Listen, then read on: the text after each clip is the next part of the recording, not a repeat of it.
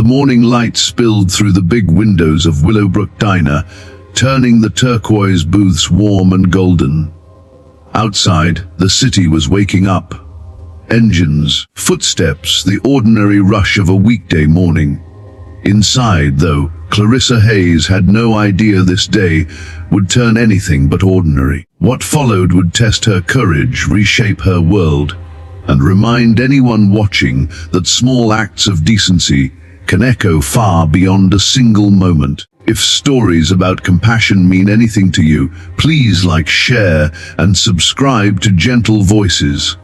And leave a comment. Stories like this are why we keep telling them. Clarissa had been at the diner for nearly 6 years. After her husband left, the little place became the steady center of her life. A job that kept a roof over her and let her raise her teenage son Evan. Her days were predictable. Early mornings, the hiss of the espresso machine, plates clattering, and the comforting smell of pancakes.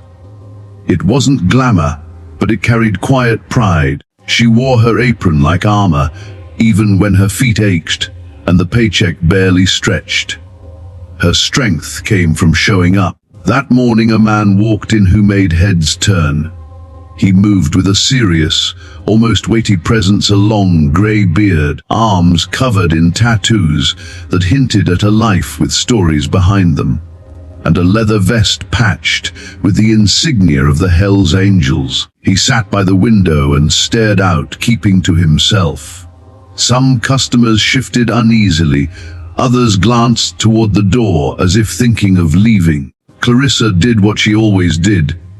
She picked up her pad, offered a polite smile, poured his coffee and said, "Here you go." For a fleeting second, his stern face softened. There was gratitude in his eyes. Then the door swung open and 2 uniformed officers came in. The room tensed. Their steps cut across the linoleum toward the biker, and conversation died down into whispers. The officers told him to stand and moved in with hands near their belts. People watched, frozen, plates halfway to mouths. Without thinking about danger or consequences, Clarissa stepped forward. Her hands were trembling, but her voice was steady. She told the officers the man hadn't done anything.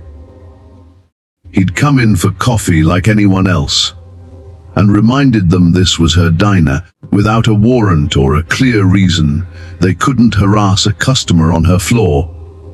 The silence in the room was sudden and thick.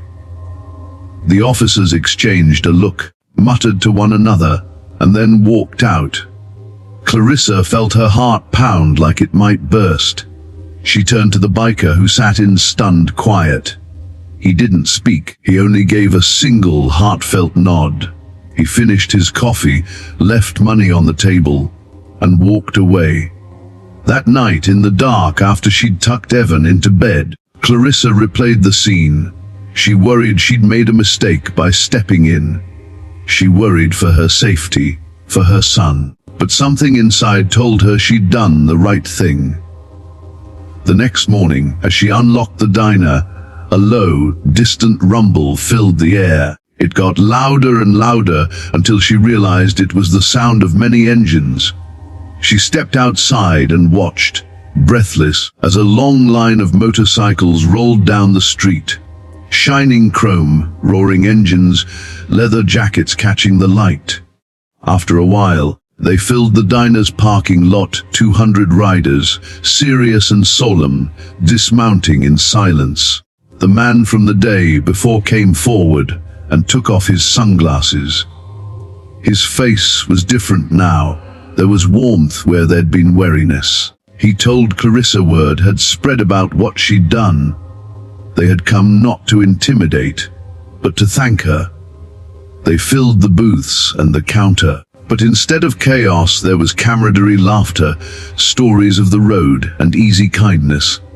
They ordered generous meals, left big tips, and treated Clarissa like someone they had long admired. Evan, shy at first, was drawn into friendly banter and playful ribbing. By day's end, the diner was alive with a sense of protection and belonging that Clarissa had not felt in years. What hit her most was simple. An ordinary act of standing up for another person had rippled into something much larger. In defending one stranger, she'd earned an unexpected circle of support. For the first time in a long while, she didn't feel alone. She felt seen and safe. If this story moved you, please like, subscribe to Gentle Voices, and share it with someone who needs a reminder that small kindnesses can change lives.